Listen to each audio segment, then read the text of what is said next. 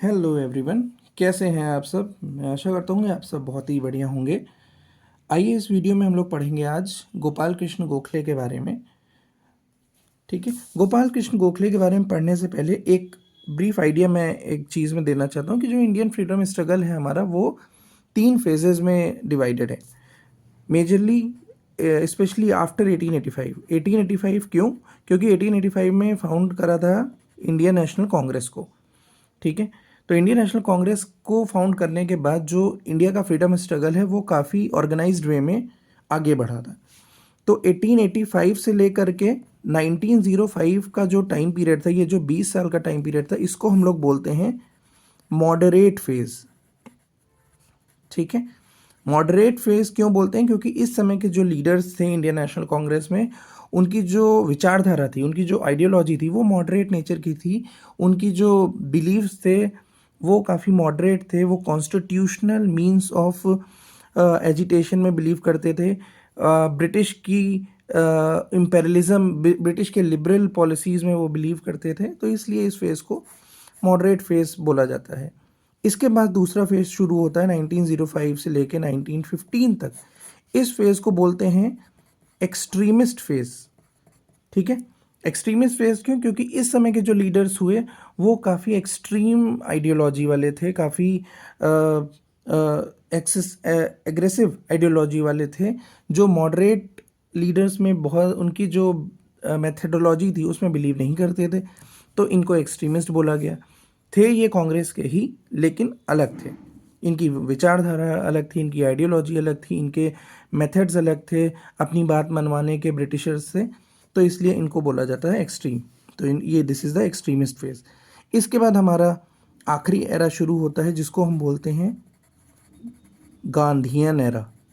ठीक है, यस, इसको हम एरा बोलते हैं। 1915 के बाद जो जितना भी फ्रीडम स्ट्रगल है वो it was totally led by Mahatma Gandhi. It was a one man show totally. Mahatma Gandhi ने पूरी तरीके से आगे की जो हिस्ट्री थी उसको डोमिनेट करा था। ठीक है, तो जो अभी हम गोपाल कृष्ण गोखले के बारे में पढ़ रहे हैं, इससे पहले जो हमने दादा भाई नारोजी के बारे में पढ़ा था, they are from moderate phase.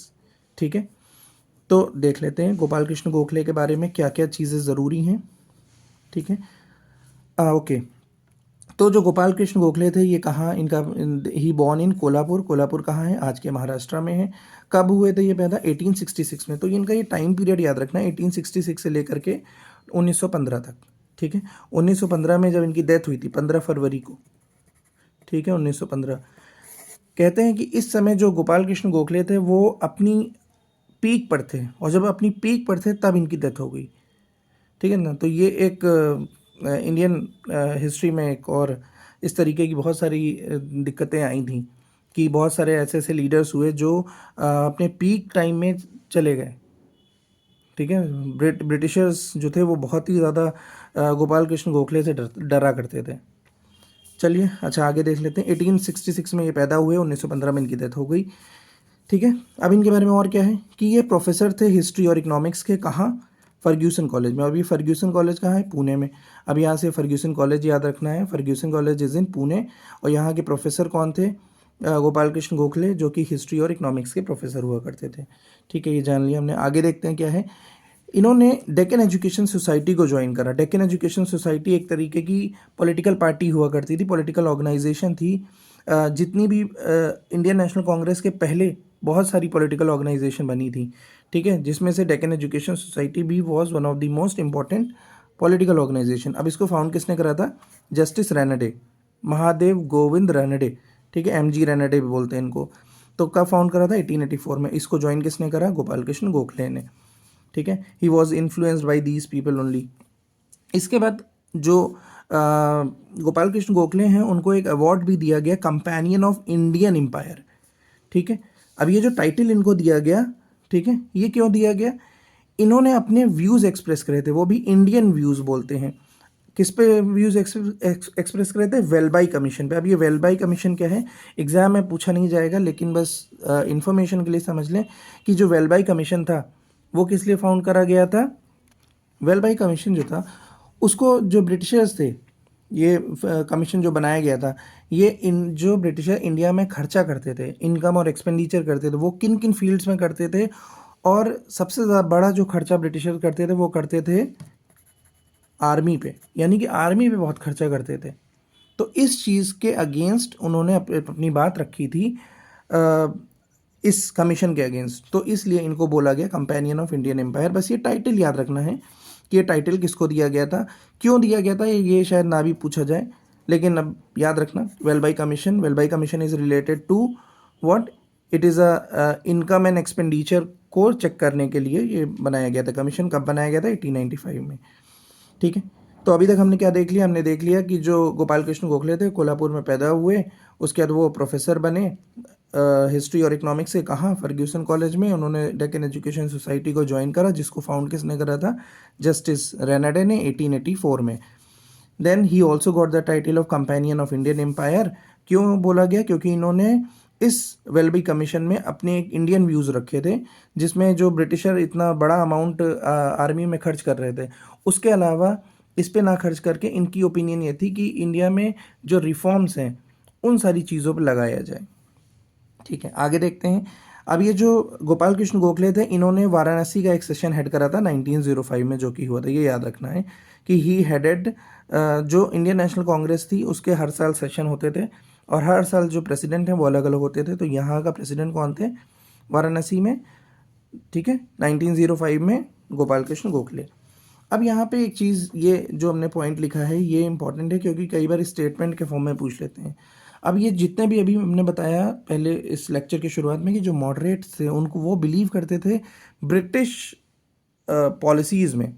ठीक है, तो वो क्रिटिसाइज ज़रूर करते थे, लेकिन वो मानते थे कि जो ब्रिटिशर्स हैं दे आर फॉर दी, वो इंडिया को आगे लेके जाएंगे। ठीक है, इंडिया में रिफॉर्म्स लेकर के आएंगे। लेकिन धीमे धीमे जो मॉडरेट्स थे उनके ये बिलीव शैटर होते गए। ठीक है ना, तो बिलीव ज़रूर करते थे, लेकिन वो उनसे काम निकलवाना चाहते थे। ठीक है, तो यहाँ पे वो क्या, यहाँ पे एक इम्पॉर्टेंट स्टेटमेंट इन्होंने बोला कि जो इंडियन कांग्रेस है, इंडियन नेशनल कांग्रेस, उसका गोल क्या होना चाहिए? इसका गोल होना चाहिए कि एक ऐसी सरकार बनाए जो कि जितनी भी ब्रिटिश गवर्नमेंट की कॉलोनीज़ हैं, सेल्फ गवर्निंग कॉलोनीज़ जितनी भी हैं, वहाँ पे जिस तरीके की गवर्नमेंट है, वैसा गवर्नमेंट इंडिया में भी हो, वैसा सेटअप इंडिया में भी हो। ये एक ऑब्जेक्टिव होना चाहिए कांग्रेस का। अब यहाँ पे सेल्फ गवर्निंग कॉलोनीज, जैसे कि उस समय ऑस्ट्रेलिया एक सेल्फ गवर्निंग कॉलोनी थी, वहाँ पे जैसा सिस्टम था, वहाँ पे जैसी गवर्नमेंट थी, वैसी गवर्नमेंट बनाना एक ऑब्जेक्टिव था। ठीक है, बट ऐसा कुछ हो नहीं पाया। आगे देखते हैं। अब यहाँ पे इनके इंपॉर्टेंट कंट्रीब्यूशन के बारे में देख लेते हैं क्या क्या है। ठीक है, कोई भी 4-5 कंट्रीब्यूशन अच्छे से याद कर लो। एग्जाम में मैक्सिमम 4 मार्क्स का क्वेश्चन आता है, या मिनिमम 2 मार्क्स का आएगा, तो 2 से लेके 4-5 कंट्रीब्यूशन याद कर लो, दैट विल बी सफिशिएंट। ठीक है, कंट्रीब्यूशन देखते हैं। तो जो गोपाल कृष्ण गोखले थे, इन्होंने क्रिटिसाइज करा था गवर्नमेंट को कई इश्यूज़ पे, जिसमें से कुछ इंपॉर्टेंट इश्यूज़ थे, जैसे incurring the high expenditure on the British army. Britishers जो थे वो बहुत एक लार्ज अमाउंट एक्सपेंड करते थे आर्मी को मेंटेन करने पर। ठीक है, क्योंकि ब्रिटिश को क्या करना था? टेरिटोरियल एक्सपेंशन करना होता था। बहुत सारी वॉर इन्होंने लड़ी थी, तो उन वॉर को, और इंडिया के ही अंदर अलग अलग जगह पर उनको आर्मी मेंटेन करनी पड़ती थी, इसलिए बहुत बड़े लेवल पे इस पे खर्चा करते थे। इस पे रोक लगाने की बात करी। दूसरा, जो ब्रिटिश थे वो policy of racial discrimination adopt करते थे। They adopted the policy of racial discrimination. जब भी कभी किसी हाई पोस्ट पे अपॉइंट करा जाता था, तो उसमें हमेशा हाई पोस्ट पे कौन होता था? कोई इंडियन हाई पोस्ट पे नहीं हो सकता था। जैसे मिलिट्री कॉज उसमें पढ़ा होगा, तो मिलिट्री कॉज में बताया गया है कि जो कोई भी इंडियन कितना भी काबिल ऑफिसर हो, वो सूबेदार की पोस्ट से ज़्यादा ऊपर नहीं जा सकता था। प्रमोशन के जो प्रोस्पेक्ट्स थे वो बहुत ही कम थे इंडियंस के लिए, तो हाई पोस्ट पे कभी भी कोई इंडियन देखने को नहीं मिलेगा। ठीक है, तो इसको क्या बोलते हैं? Policy of racial discrimination in appointment to high post. Then third issue था imposing production tax on cotton. अब कॉटन को प्रोड्यूस करने पे भी टैक्स लगता था, सॉल्ट टैक्स लगता था, अलग बहुत तरह के ये लोग टैक्स लगाते थे। ठीक है, और हम आगे देखेंगे सॉल्ट टैक्स के अगेंस्ट तो बहुत ही ज़्यादा अपोज हुआ था। ठीक है, तो ये imposing production tax on cotton, तो ये 3 इश्यूज़ थे जो जिन पे क्रिटिसाइज़ करा था। मतलब 3 सच इश्यूज़ थे, और भी बहुत सारे थे। टोल टैक्स पे इन्होंने कम करा, लैंड रेवेन्यू को कम कराया था। आगे देखते हैं। Then he made a strong plea for, अब यहाँ पे जो इनका एक इंपॉर्टेंट कॉन्ट्रीब्यूशन और है कि कई सारे लेजिस्लेटिव रिफॉर्म्स लेकर के आए। तो reforms in the legislative council, अब ये लेजिस्लेटिव काउंसिल क्या होती है आज के सेंस में अगर हम देखें तो इंडिया में दो लेवल पे गवर्नमेंट है, एक सेंट्रल है और दूसरी स्टेट है। सेंट्रल में लोकसभा होती है और राज्यसभा होती है, स्टेट में क्या होती है विधानसभा और कहीं कहीं विधान परिषद भी होती है। तो उस समय का जो सेटअप था ब्रिटिश के टाइम पीरियड में, जो विधानसभा है यानी कि जो स्टेट लेवल पे उसको लेजिस्लेटिव काउंसिल बोलते थे, वहीं पे जो सेंट्रल लेवल पर है जिसको आज हम लोकसभा बोलते हैं उस समय इसको बोलते थे इंपीरियल लेजिस्लेटिव काउंसिल। ठीक है, तो यहाँ पे डिमांड चल रही थी कि इसमें रिफॉर्म्स लाया जाए, ज़्यादा से ज़्यादा इंडियंस को इसमें इंक्लूड करा जाए और नंबर ऑफ सीट्स भी बढ़ाई जाए। अलग अलग प्रोविंस में अलग अलग सीट हुआ करती थी, तो इनका डिमांड थी कि नंबर ऑफ लेजिस्लेटिव काउंसिल्स की जो सीट हैं वो इंक्रीज़ करी जाए। दूसरा डिमांड इनकी क्या थी कि जो जुडिशरी है उसको अलग करा जाए एग्जीक्यूटिव से, separation of judiciary from executive. आज के करंट कॉन्टेक्स्ट में इंडिया में ये चीज़ है, इंडिया में क्या है जुडिशरी इंडिपेंडेंटली काम करती है एग्जीक्यूटिव से। एग्जीक्यूटिव का मतलब हो गया गवर्नमेंट और जुडिशरी का मतलब हो गया कोर्ट। तो ये क्यों डिमांड करी जा रही थी, ये इसलिए करी जा रही थी क्योंकि अगर जुडिशरी और एग्जीक्यूटिव एक ही लोग चलाएंगे तो चेक और बैलेंस नहीं बन पाएगा। यानी कि जो लोग लॉ इम्प्लीमेंट कर रहे हैं और जो लोग ये चेक करेंगे कि लॉ सही से इम्प्लीमेंट हो रहा है या नहीं हो रहा है, तो यहाँ पे करप्शन के चांसेस बहुत ज़्यादा होते हैं, यहाँ पे डिस्क्रिमिनेशन बहुत हो सकता है। इसलिए जुडिशरी को हमेशा ही एग्जीक्यूटिव से अलग रखना चाहिए। ये एक इम्पॉर्टेंट पॉलिटिकल साइंस में एक कंसेप्ट भी है जिसमें सेपरेशन पूरी तरीके से होना चाहिए। ठीक है, इसके बाद आगे देखते हैं। Played an important role in the passage of Minto Morley reform. अब ये जो मिंटो मॉले रिफॉर्म कर आए थे 1908 में, इसको पास कराने में भी बहुत इंपॉर्टेंट रोल था। और ये एक मिंटो मॉले रिफॉर्म कंट्रोवर्शियल भी था। इसमें पहली बार कंसेप्ट इंट्रोड्यूस कर दिया गया था सेपरेट इलेक्टोरेट का, और यही यही आगे चल कर के बैकग्राउंड भी बन जा गया अलग कंट्री बनने का। ठीक है, सेपरेट इलेक्टोरेट की डिमांड यहीं से निकल करके आई थी। अभी सेपरेट इलेक्टोरेट क्या था, जिसमें मुस्लिम्स को अलग राइट दे दिया गया, ओबी जो शेड्यूल्ड कास्ट थे, बैकवर्ड क्लासेस थी, उनको अलग इलेक्टोरेट दे दिया गया। यानी कि उन वो वोट डालेंगे सिर्फ अपने लोगों को, मुस्लिम्स वोट डालेंगे सिर्फ मुस्लिम्स को। तो ये कंसेप्ट इंट्रोड्यूस करा गया पहली बार सेपरेट इलेक्टोरेट, और यहीं से ये आइडिया निकल करके आया जो आगे चल करके पाकिस्तान बन गया। ठीक है, Minto Morley reform 1908. Then, as a member of the Indian Public Service Commission, he urged to increase the share of Indian in the higher services. अब ये जो गोपाल कृष्ण गोखले थे ये इंडियन पब्लिक सर्विस कमीशन के भी मेंबर रहे थे। तो इसके मेंबर होते होते इन्होंने ये बोला कि जो पब्लिक सर्विसेज हैं, जो जिसको आज हम UP PS Uttar Pradesh public service commission UP का जो है, या union public service commission union जो यूपीएससी है, तो ऐसी जो पब्लिक सर्विसेज हैं उसमें इंडियंस को और ज़्यादा इंक्रीज़ करा जाए। ठीक है, तो यानी कि इंडियंस को और ज़्यादा हायर सर्विसेज में इंक्लूड करा जाए, ये इनकी डिमांड रखी गई। इन्होंने ये चीज़ें करी थी। देन आगे देखते हैं, ये बहुत ही इंपॉर्टेंट कंट्रीब्यूशन है। इन्होंने एक servant of the India society setup करी 1905 में। कब सेटअप करी, कौन सी ये सोसाइटी, बहुत इंपॉर्टेंट है, एमसीक्यू में बहुत पूछा जाता है। देन एम क्या था, इस सोसाइटी का एम था कि जो ऐसे नेशनल लीडर को ट्रेन करना जो आगे चल करके कंट्री के लिए कुछ डेडिकेटली काम कर सकें। To train national leader who would dedicate themselves to the service of the nation. ठीक है, और इसमें बहुत सारे लोग भी जुड़े थे इससे। ठीक है, सर्वेंट ऑफ इंडिया सोसाइटी किसने फाउंड करी, गोपाल कृष्ण गोखले ने फाउंड करी। कब फाउंड करी, 1905 में। इसका एम जनरली पूछा नहीं जाता है, लेकिन लिख दिया है तो एक बार देख लेना। बस सिंपली ये याद रखना, टू ट्रेन नेशनल लीडर। ठीक, servant of India society. Then बात करते हैं as a member of imperial legislative council, यानी कि ये लोकसभा उस समय के हिसाब से अगर हम आज समय के बोल दें कि लोकसभा, यानी कि इंपीरियल लेजिस्लेटिव काउंसिल के भी मेंबर थे। और इंपीरियल लेजिस्लेटिव के मेंबर रहते रहते इन्होंने दो इंपॉर्टेंट डिमांड रखी। इन्होंने सॉल्ट टैक्स को रिड्यूस करने की बात बोली, रिडक्शन ऑफ सॉल्ट ड्यूटी, और दूसरा abolition of excessive duty on cotton goods. ठीक है, इन दो चीज़ों की इन्होंने बहुत स्ट्रांगली अपनी बात वहाँ पे रखी थी। तो ये एक इम्पॉर्टेंट कंट्रीब्यूशन है इनका। देन इनके दो और इंपॉर्टेंट कॉन्ट्रीब्यूशन जल्दी से देख लेते हैं. He impressed upon the government to reduce the land revenue. Land revenue बहुत ज़्यादा था.